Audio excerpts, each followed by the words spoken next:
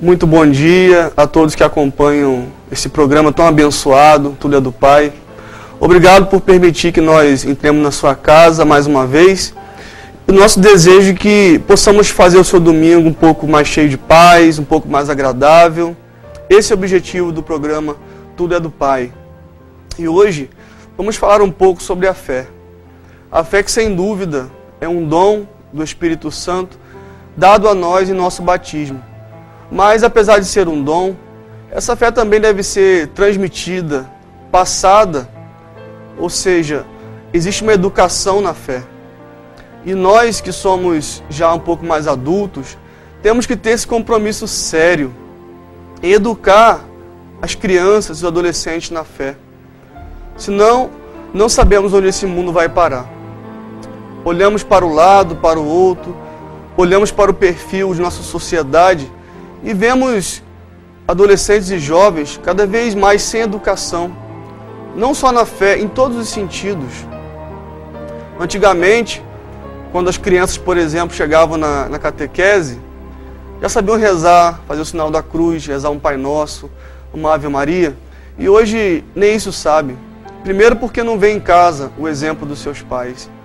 Infelizmente, as famílias têm perdido o sentido da oração, o sentido da fé. Então as crianças, não tendo esse exemplo, acabam também não tendo esse costume. E cada vez mais outras coisas vão tomando lugar da educação na fé. Outras coisas, falsos ensinamentos, falsas doutrinas, a tecnologia, que são os meios de comunicação, como a internet, por exemplo, vão se tornando os novos deuses do tempo presente e aquilo que é essencial na vida vai passando desapercebido. Tem aqui uma passagem que eu quero trazer para vocês, da carta de São Paulo aos Colossenses, capítulo 2, que São Paulo fala assim: digo-vos isso para que ninguém vos engane com discursos sedutores, porque, embora corporalmente distante, estou presente a vós em espírito, e me alegro em ver a firmeza da vossa fé em Cristo. Como de nossa pregação recebestes o Senhor Jesus Cristo, vivei nele, enraizados e edificados nele, inabaláveis na fé em que fostes instruídos, com o coração a transbordar de gratidão.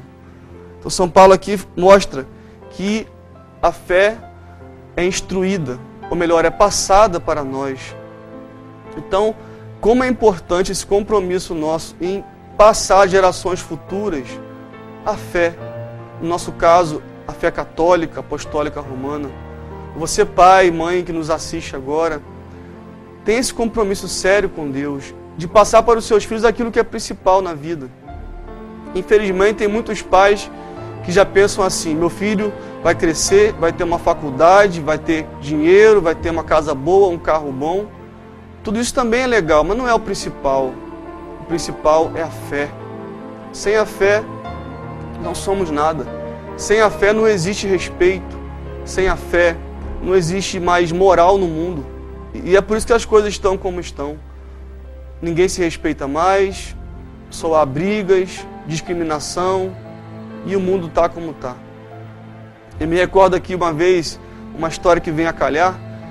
Um professor chegou numa sala de aula e colocou um vidro bem grande na mesa. E ele pegou então uma pedra muito grande e colocou nesse vidro.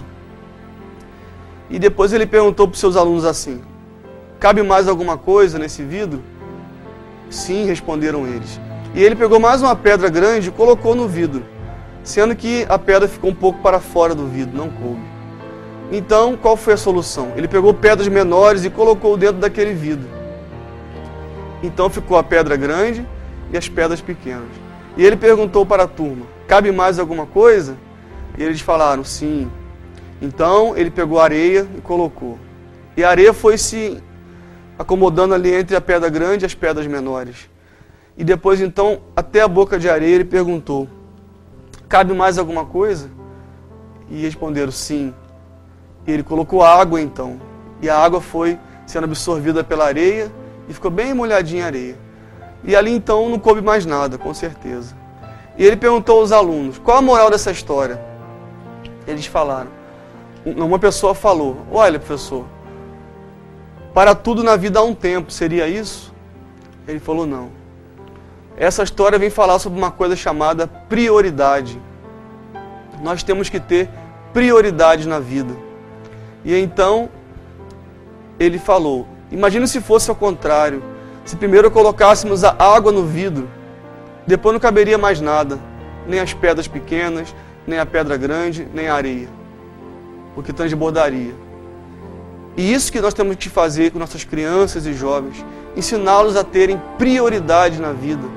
Isso é a missão de um educador na fé, mostrar para ele quais são as prioridades. E eu peço permissão aqui para dizer a minha opinião. Para mim, essa primeira pedra que ele colocou representa Deus. Sim, Deus é a nossa maior prioridade. Infeliz de um ser humano que vive sem Deus. Infeliz de uma pessoa que acha que a vida termina com a morte, que não acredita que há uma inteligência superior a todos nós que nos criou. Domingo passado nós fizemos a primeira trilha católica, foi tão bonito, 80 jovens subimos juntos a escadaria, depois descemos as 7 quedas.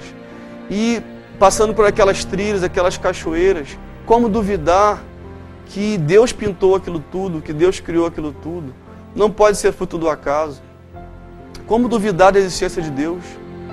Olhando para nosso próprio corpo humano, quanta sabedoria, cada detalhe, nossas veias. Enquanto eu falo aqui com vocês agora, enquanto vocês me ouvem, o nosso organismo está funcionando, o nosso rim está funcionando, o nosso fígado, o nosso coração, e a gente nem pensa nisso.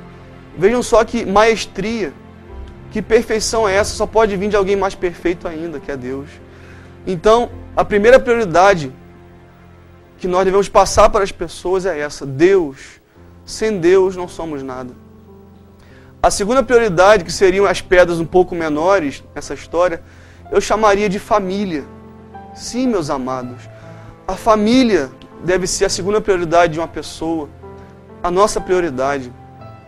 Porém, infelizmente hoje, nós olhamos para a realidade e muitas vezes as famílias não têm sido nossa prioridade.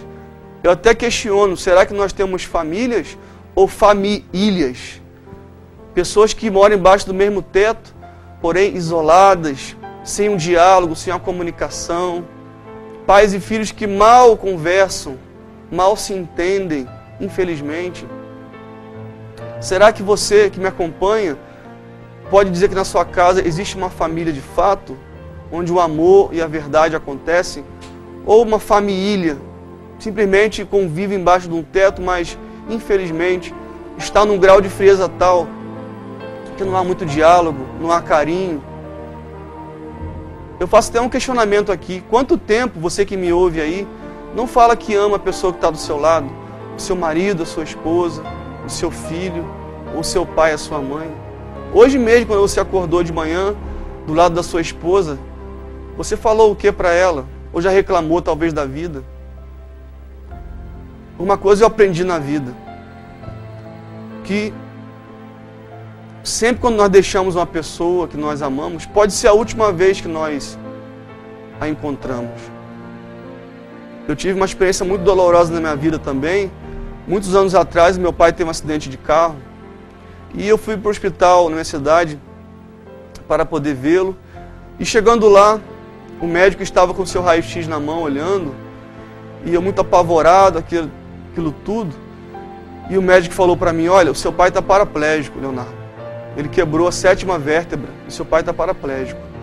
E é uma experiência muito ruim quando você vê alguém com 37 anos de idade numa maca assim.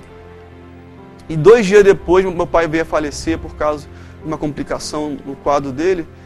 E então, diante do caixão dele, eu comecei a me perguntar e percebi que eu nunca tinha falado eu te amo com meu pai.